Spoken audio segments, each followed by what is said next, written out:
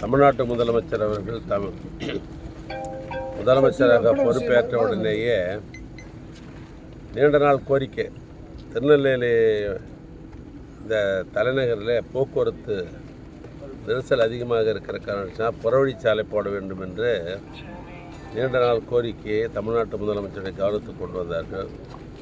அந்த அடிப்படையில் ஒரு அறிவிப்பு செய்யப்பட்டது.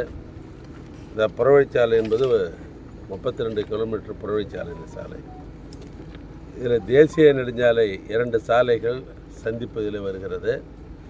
அதுபோன்ற மாநில சாலைகள் 2 சாலைகளை சந்திப்பதில் இருக்கிறது. முதல் கட்டமாக 12 கிலோமீட்டர் சாலையை எடுத்து புறவழிச்சாலை அமைப்பது, எஞ்சியிருக்கிற இடங்கள் நில எடுப்பு எடுத்த உடனேயே அதற்கு பின்னால் போடுவது என்று முடிவு செய்யப்பட்டு அதற்காக திட்டங்கள்லாம் தீட்டப்பட்டு திட்ட அறிக்கையின் மூலமாக 180 கோடி ரூபாய் முதலமைச்சர் அவர்கள் பணம் ஒதுக்கினார்கள். இந்த 12 கிலோமீட்டர் இந்த சாலையில் 8 கிலோமீட்டர் சாலை போடப்பட்டிருக்கிற இந்த 4 கிலோமீட்டர் சாலை போட வேண்டும். இதில் 2 பெரிய பாலம், 2 சிறிய பாலம், 44 கல்வெட்டுகள் கட்டணம், இவைகள்லாம் நடைபெற்றிருக்கிறது. ஏறத்தாழ இந்த மைலேஜ் பிரகாரம் பார்த்திங்கன்னா 50% வேலைகள் பணியில் ஆற்றியிருக்கணும். 70% பணிகளே ஆற்றியிருக்கிறார்கள். வேகமாக பணிகள் நடைபெற்று கொண்டிருக்கிறது. ஆனால் இங்கே முதலமைச்சர் அவர்கள் இன்று மாலை வர இருக்கிறார்கள். இந்த இடைப்பட்ட நேரத்தில் இந்த சாலை முறையாக தரமாக போடப்பட்டிருக்கிறதா என்பதற்காக தான் திடீர் ஆய்வை மேற்கொண்டேன். என்னுடைய SOT என்று சொல்லப்பட்ட ஸ்பெஷல் ஆஃபீஸர் அண்ட் டெக்னிக்கல் அவரோடும் கண்காணிப்பு பொறியாளரும் இந்த சோதனையை மேற்கொண்டோம். முறையாக தரத்தோடு நெடுஞ்சாலைத்துறை என்ன விதிக்கு கீழ் இந்த சாலையை கட்டமைக்க வேண்டும் என்று சொன்னார்களோ அந்த வகையில் விதிக்கு உட்பட்டு இங்கே சிறப்பாக இந்த சாலையை அமைத்திருக்கிறார்கள். ஏனைய பணிகள் இன்னும் 4 கிலோமீட்டர் இருக்குது.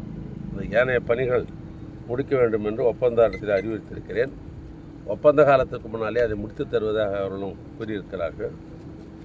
இது முடிந்த உடனேயே இந்த மாதமோ அல்ல அடுத்த மாதம் முதல் வாரத்தில் எஞ்சியிருக்கிற இந்த புறவழிச்சாலை இருக்கிற சாலைக்கு நிதித்துறையின் மூலமாக நிதிகளை பெற்று அதையும் டெண்டர் விடுறதா இருக்கிறோம். ஆனால் அதுக்கு முன்னால் தான் இது முறையாக நடந்துதான் பார்க்க வந்திருக்கிறேன். முறையாக நடைபெற்றிருக்கிறேன். 2026 10வது மாதம் தான் முடிக்கணும்.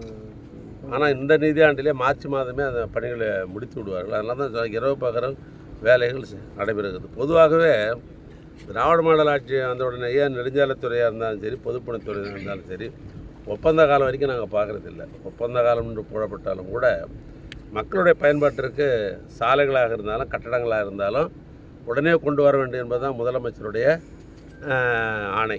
ஏன்னா அந்த ஆணையேற்று தான் துறையின் சார்பாக ஒப்பந்த காலத்துக்கு முன்னாலேயே நாங்கள் பணிகளை முடிக்கிறோம்.